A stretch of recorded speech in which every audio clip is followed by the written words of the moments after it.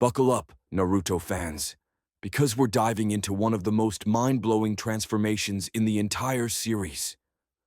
Obito Uchiha, the kid who was once a forgettable Chunin, went from zero to hero in what feels like the blink of an eye. At 13, he was struggling to keep up with his peers. By 14, he was trading blows with the legendary fourth Hokage, Minato Namikaze, and orchestrating chaos that shook the Hidden Leaf Village to its core. How does someone make such an insane leap in power? Was it just his Mangekyou Sharingan, the Hashirama cells, or something deeper? In this deep dive, we'll unravel the mystery of Obito's explosive growth, explore the factors that made him a Kage Level threat, and answer the burning question: does his strength even make sense? Stick around because you won't believe the secrets we uncover. And if you love Naruto breakdowns like this, hit that like button and subscribe to join our ninja clan for more epic content. From Zero to Kage, the unbelievable timeline. Let's set the stage with a jaw-dropping fact. Obito Uchiha went from a mediocre Chunin to a ninja capable of challenging the fourth Hokage in less than a year. To put that into perspective, most shinobi train their entire lives to reach Kage level strength. Yet Obito pulled it off faster than Naruto can scarf down a bowl of ramen. How is this even possible? Let's break it down by examining his journey, starting with his humble beginnings and tracing the steps that led to his showdown with Minato. Obito's starting point, the black sheep of the Uchiha. At 13, Obito was, to put it bluntly, not the shining star of the Uchiha clan. During the Kakashi Gaiden Arc, he was a mid-tier Chunin at best, constantly overshadowed by his prodigy teammate, Kakashi Hatake. He got injured frequently, struggled in battles, and was even humiliated by Might Guy during the Chunin exams.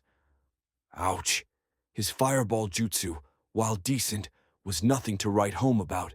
Sasuke mastered it at age 7, and Obito's version at 13 wasn't exactly setting the battlefield ablaze. But here's where things get interesting. Despite his lackluster performance, Obito had heart. He was the kind, optimistic kid who helped elderly villagers and dreamed of becoming Hokage. Yet, in the cutthroat world of the Third Great Ninja War, heart alone wasn't enough. During the Kanabi Bridge mission, Obito was crushed by a boulder, seemingly meeting his end at just 13 years old. This tragedy, however, was the spark that ignited his transformation. Hook. So, how does a kid who could barely hold his own against Jonin-level enemies suddenly become a threat to the entire Hidden Leaf Village? Let's dive into the moment that changed everything. The catalyst, awakening the Mangekyou. Sharingan Obito's story takes a dramatic turn when he's saved by Madara Uchiha and rebuilt with White Zetsu and Hashirama cells. But the real game-changer, witnessing the death of Rin Nohara at the hands of Kakashi. This heart-wrenching moment unlocked Obito's Mangekyou Sharingan, granting him the ridiculously overpowered ability, Kamui. Kamui, the ultimate cheat code. Kamui is no ordinary jutsu. It allows Obito to phase through attacks by slipping into another dimension and teleport objects or himself with pinpoint precision. When he first awakens it, Obito uses Kamui like a seasoned pro, phasing through attacks from an entire battalion of Mist Village ANBU. These weren't just any shinobi, they were elite fighters from the notorious Bloody Mist. Yet, Obito, with no prior experience, dismantles them with ease. How does a 14-year-old master such a complex ability so quickly? The answer lies in the Uchiha clan's unique biology. As Tobirama Senju explains, when an Uchiha experiences intense emotional trauma, their brain releases a special chakra that enhances their Sharingan and boosts their overall power. For Obito, Rin's death was the ultimate trigger. His grief and rage didn't just awaken Kamui, it supercharged his chakra, physical abilities, and combat instincts. Suddenly, the black sheep of the Uchiha clan was tapping into potential he never knew he had. Hook. But was Kamui alone enough to make Obito a match for Minato? Or was there another secret ingredient in his transformation? Let's explore the power-up that took him to another level. Hashirama cells. The biological boost. When Madara saved Obito, he didn't just patch him up, he upgraded him. Half of Obito's body was reconstructed with Hashirama Senju cells, giving him enhanced stamina, regeneration, and even access to wood style. This wasn't just a cosmetic fix. It was like giving a regular car a rocket engine. The power of Hashirama's cells. Hashirama's cells are the stuff of legends in the Naruto universe. They grant near-instant regeneration, massive chakra reserves, and the ability to use wood style, a Kekkei Genkai so rare that only Hashirama himself mastered it naturally. For Obito, these cells meant his body could withstand the strain of his Mangekyou Sharingan without going blind.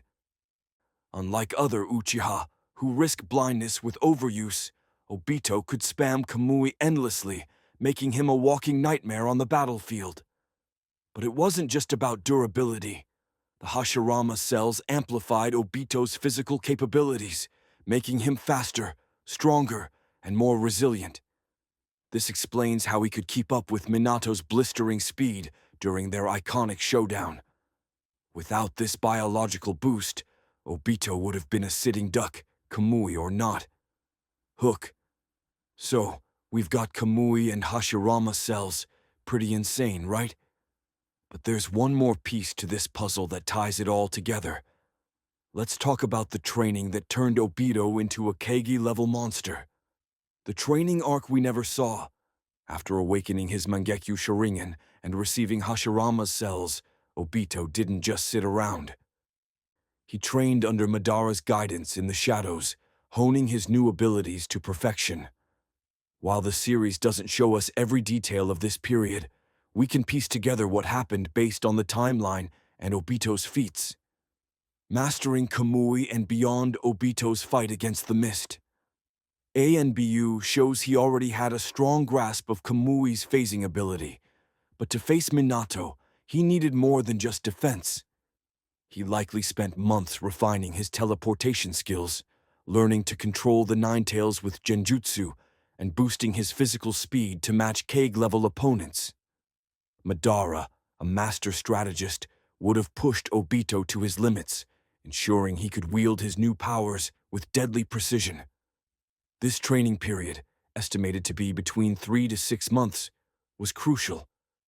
It gave Obito the time to integrate his Hashirama cells, master wood style, and develop the stealth and combat skills needed to infiltrate the Hidden Leaf Village undetected.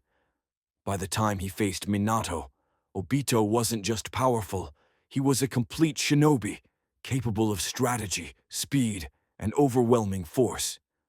Hook. Now that we've pieced together Obito's transformation, let's put it to the test. How did he fare against the fourth Hokage, and does his strength hold up under scrutiny? Get ready for the ultimate showdown breakdown. The showdown, Obito versus Minato. The clash between Obito and Minato is one of the most iconic fights in Naruto history. It's fast, intense, and showcases both fighters' brilliance. But let's be real, how did a 14-year-old stand a chance against the yellow flash of the leaf? Breaking down the fight, when Obito, as the masked man, invades the hidden leaf. He pulls off a series of jaw-dropping feats. Infiltration. He bypasses the village's security undetected, a testament to his stealth and Kamui's teleportation. Nine Tails control. He extracts the Nine Tails from Kushina Uzumaki and controls it with his Sharingan, a feat that requires immense chakra and genjutsu prowess. Facing Minato. In their one-on-one duel, Obito nearly traps Minato with Kamui, forcing the Hokage to use his Flying Thunder God technique to escape. Minato himself acknowledges that the fight could have gone either way, one wrong move, and Obito would have won. What makes this fight so remarkable is how relative Obito is to Minato in speed and strategy. Minato's flying thunder god makes him the fastest ninja alive, yet Obito keeps up, matching him blow for blow. This isn't just Kamui at work, it's Obito's enhanced physical abilities, courtesy of Hashirama's cells and his awakened chakra, that allow him to compete on this level. Hook. But here's the big question. Does Obito's rapid rise make sense, or is it just a plot convenience? Let's dive into the in-universe and out-of-universe factors to find out. Does it make sense? The in-universe explanation. Obito's transformation is staggering, but it's not without precedent in the Naruto universe.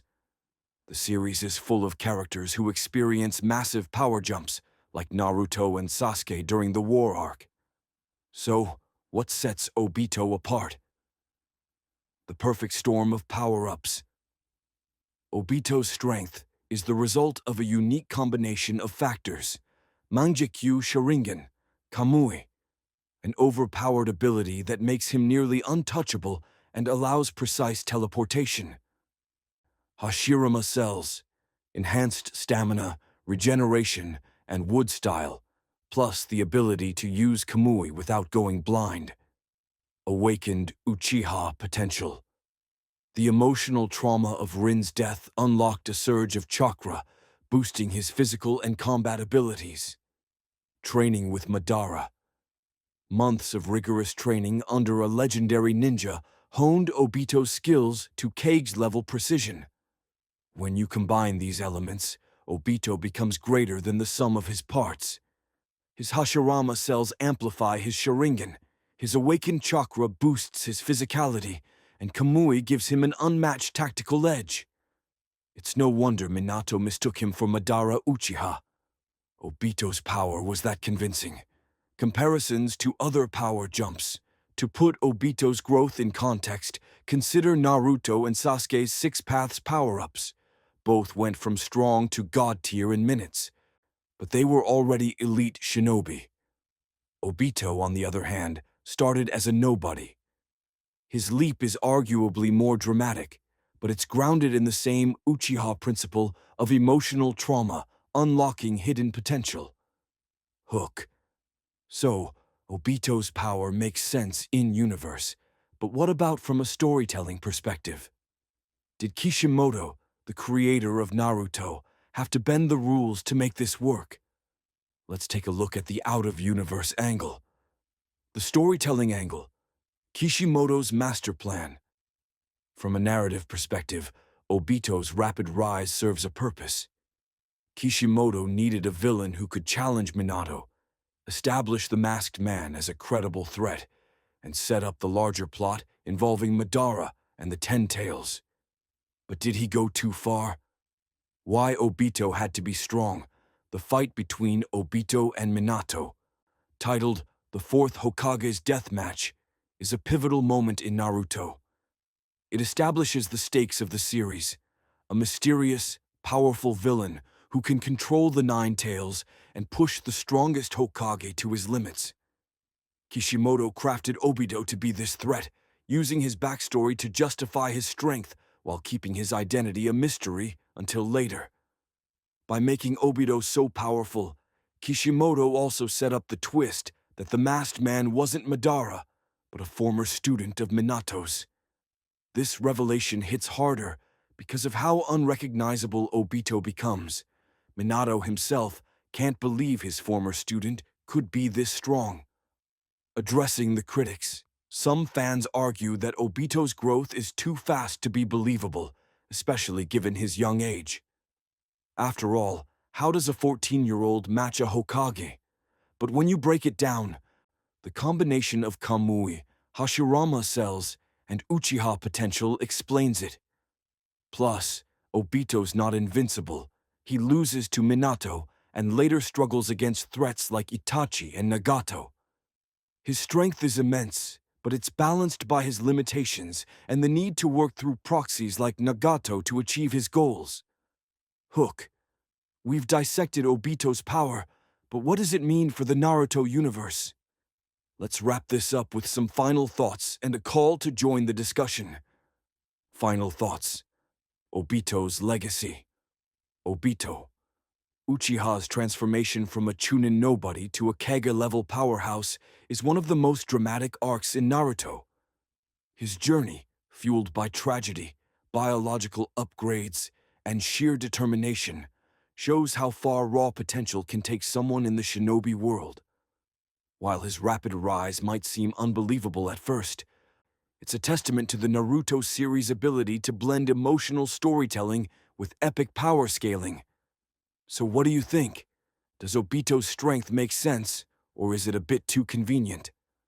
Drop your thoughts in the comments below, and let's get the discussion going. If you enjoyed this deep dive, smash that like button, subscribe, and hit the bell icon to stay updated on all our Naruto breakdowns. Want more content like this? Check out our other videos for more ninja awesomeness, and consider joining our channel to unlock exclusive perks.